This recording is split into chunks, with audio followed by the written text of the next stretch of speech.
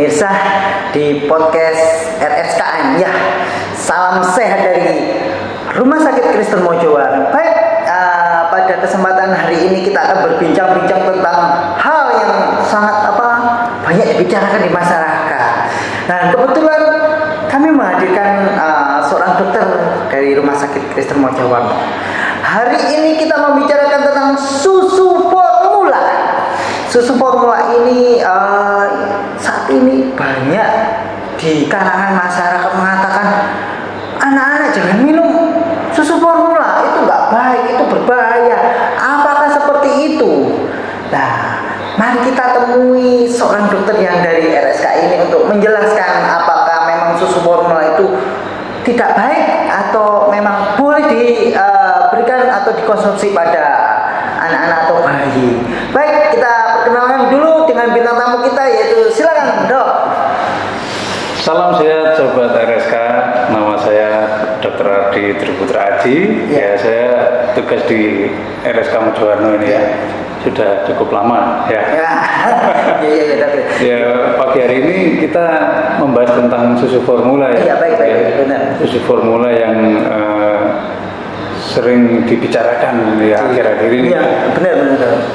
Ya, jadi ada pendapat bahwa boleh apa tidak saya punya bayi kemudian diberikan susu formula gitu ya. Iya, benar. Ya, kalau memang dari segi medis, itu memang lebih baik kita menggunakan ASI gitu ya. Ada yang istilahnya dengan ASI eksklusif gitu ya. ASI eksklusif itu bisa kita berikan kepada bayi-bayi kita yang baru lahir gitu ya. Memang buatan Tuhan ya, ciptaan Tuhan itu yang terbaik ya.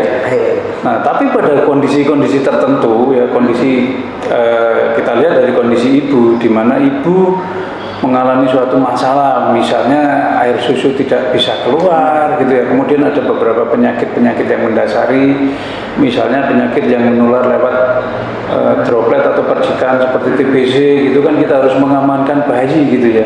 Artinya nggak boleh gitu, tetap boleh menyusui, tetapi jangan sering-sering kontak atau yang kita sebut dengan close contact gitu ya, karena bayi juga akan bisa tertular gitu ya.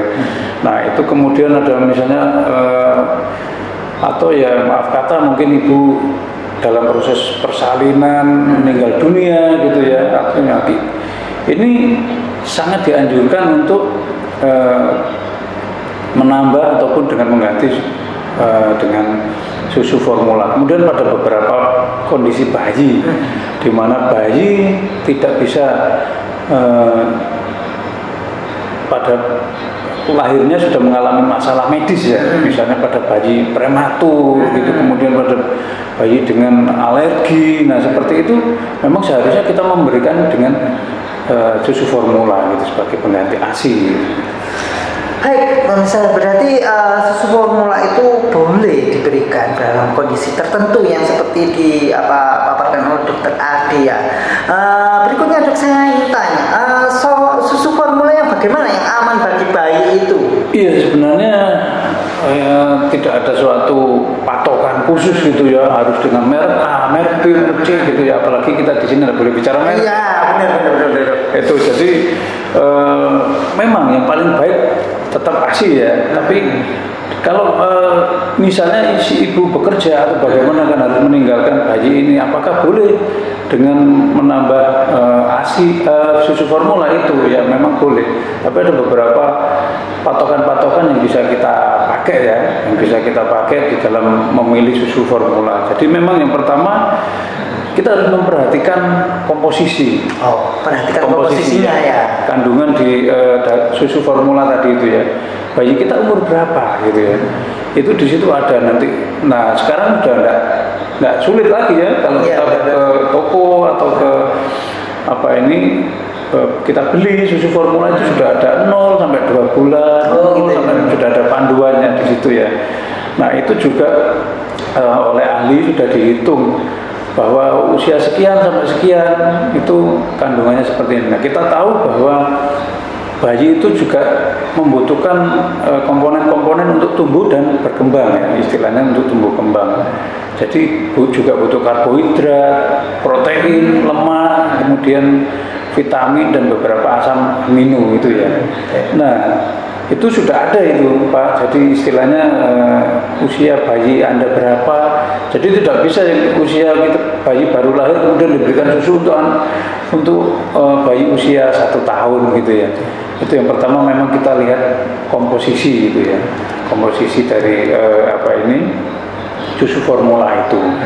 Kemudian yang tidak kalah pentingnya juga yaitu frekuensi dan jumlah pemberian yang tepat. Misalnya anak umur 0 sampai 2 bulan ini diberikan susu formula yaitu 8 sampai 10 kali sehari dengan jumlah 60 sampai 90 mili untuk sekali minum gitu ya.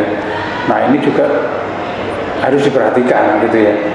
Atau juga bisa kadang-kadang beberapa ibu, dok bagaimana kalau saya selang-seling dengan ASI gitu ya. Saya selang-seling dengan ASI, monggo. Jadi istilahnya begini, susu formula ini tidak bisa menggantikan ASI jenengan gitu ya. Atau sebaliknya, ASI ini tidak akan bisa selamanya mencukupi kebutuhan bayi gitu ya. Kalau saya selang-seling monggo. Jadi misalnya diselang-seling gitu atau dicampur pun bahkan silakan gitu. Ketika beberapa ibu itu produksi air susunya sedikit, itu dicampur dengan susu formula, monggo gitu ya, asalkan harus memenuhi kaidah-kaidah yang tepat gitu ya. Nah, nanti kita bicarakan lagi itu apa aja sih. Nah, benar-benar itu perlu ada waktu khusus ya untuk itu ya.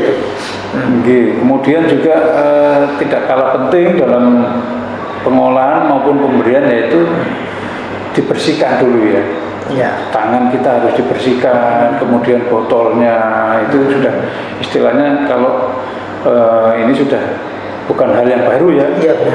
Bukan hal baru, dibersihkan supaya apa? Supaya terbebas dari kuman-kuman ya, dari bakteri-bakteri yang menempel di alat-alat makan gitu ya, di botol-botol itu jangan dikira tidak ada bakteri ya.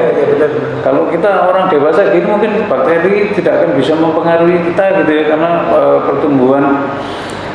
pertumbuhan kita sudah bagus gitu. Berarti imunnya yang belum itu. Kalau pada bayi, terutama bayi yang baru lahir itu harus kita benar-benar perhatikan kebersihannya, kemudian cara penyajiannya begitu ya. Tapi yang jelas yang pertama memang harus benar-benar bersih. Gitu. Dok. Memang saat ini memang di masyarakat sih banyak yang mengatakan bahwa jangan pakai susu formula. Ternyata dengan adanya edukasi dari Dokter Adi ini kita ternyata boleh. Tapi ada kaidah-kaidah tertentu harus kita ikuti ya, supaya penyajian susu formula itu aman.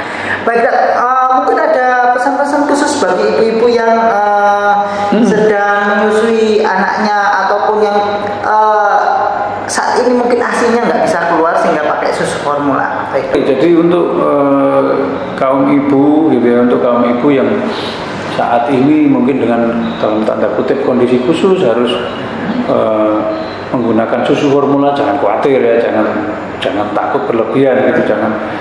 Memang banyak hoax di luar sana ya, ini gini ya, itu wajar saja karena dunia medsos adalah dunia yang luas ya, tetapi kita juga harus menanyakan kepada ahlinya gitu ya. Dan sampai sejauh ini memang tidak ada suatu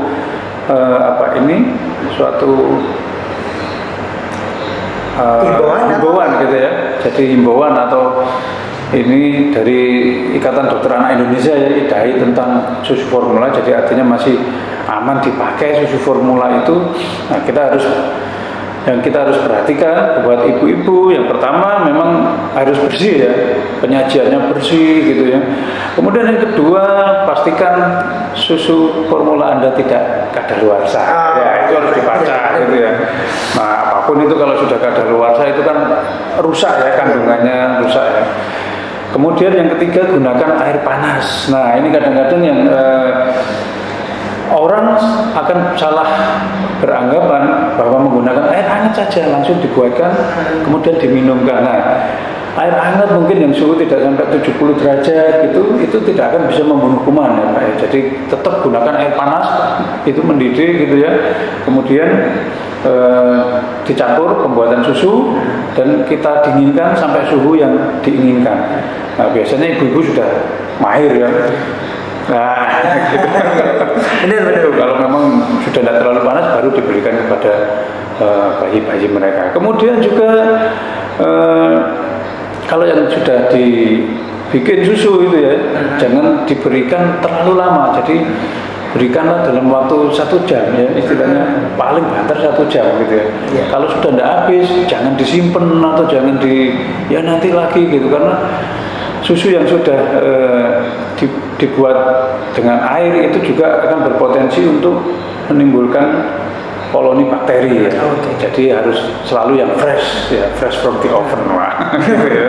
Iya. Kemudian yang tak kalah aware bagi ibu-ibu juga ya, segera hentikan pemberian susu formula pada gejala tertentu.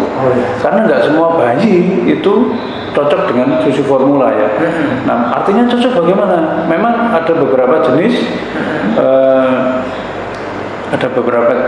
jenis penyakit ya, misalnya alergi pada protein susu sapi. Nah, ini biasanya bentol-bentol, ruam gitu, gatel-gatel, anak tampak gelisah, rewel gitu. Itu segera dihentikan ya dan konsultasi ke dokter sebaiknya. Atau yang kita sebut dengan intoleransi laktose. Jadi komponen dari gula itu yang membuat bayi ini tidak tahan gitu ya misalnya. Misalnya yang paling gampang adalah BAB cair atau mencret gitu ya, atau BAB lembek lebih dari 3 kali. Nah, ini sebenarnya bukan alergi tapi intoleransi gitu ya. Ini juga kalau orang Jawa bilang gak cocok susu nih. Nah, itu harus segera dihentikan. Nah, tapi untuk jelasnya memang lebih baik konsultasi ke dokter ya. Baik, terima kasih dokter untuk kesempatan pagi hari ini kita bisa bincang-bincang tentang susu formula ya. Baik, para pemirsa, demikian sedikit edukasi atau penyuluhan dari Dokter Ardi yang merupakan dokter yang berada di Rumah Sakit Kristen Mojowarno.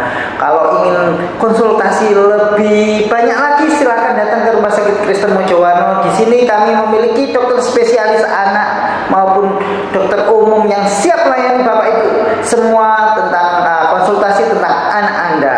Baik, terima kasih kami ucapkan pada semua para pemirsa di podcast RSKM. Salam sehat dari Rumah Sakit Kristen Mojowarno.